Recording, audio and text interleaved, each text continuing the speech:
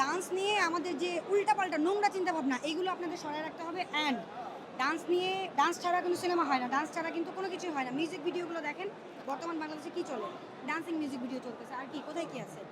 আমি garments factory থেকে বের হয়ে বা গার্মেন্টস ফ্যাক্টরির গেটটা পার হয়ে আমি নায়িকা হতে চাই, আপনাকে বুঝতে হবে যে আমি কি করতে পারবো। আপনি সেই সেক্টর নিয়ে ভালোভাবে কাজ করেন, আপনার কেন আপনি নায়িকা হতে হবে। এখন সবাই যদি নায়িকা হতে চায়, আপনি ছেলে মানুষ, তাহলে আপনি রাখবেন আসেন আমি নায়িকা বানাই। তারপরে তো এই ঘটনাগুলি ঘটে। আসলে বাংলাদেশে অনেক ভালো ভালো কাজ হচ্ছে এখন, আমাদের এই আজে বাজে কাজগুলি ফোকাস না করে এই কাজগুলিতে আমাদের ফোকাস দেওয়া উচিত।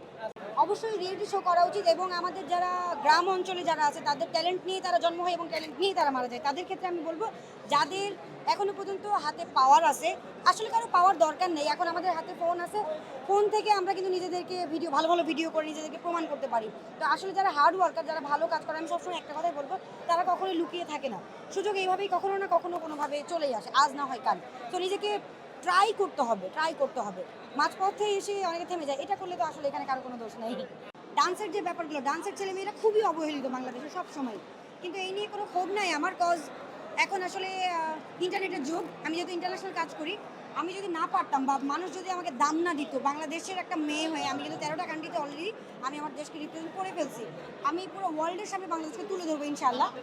তো আসলে অরিজিনালি যারা কষ্ট করে, অরিজিনাল যারা শিল্পী, কোথাও না কোথাও তারা ঠিকই আসলে সাবমিট করতে পারে নিজেকে, সেটা বাংলাদেশে হোক বা যে কোনো জায়গায় হোক। পরিবারের আমার তেমন কোনো বাধা ছিল না, কজ আমার আম্মু চাইতো আমি বড় হয়ে ইন্টারন্যাশনাল ডান্স আর্টিস্ট হই। তো আমি হয়েছি ইনশাআল্লাহ, সামনে আরও নিজেকে এগিয়ে নিয়ে যাব।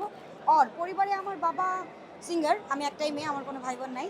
সো আমার সব দিক থেকে আমি সাপোর্টই পেয়েছি সবসময়, আমার কোনো অসুবিধা হয়নি।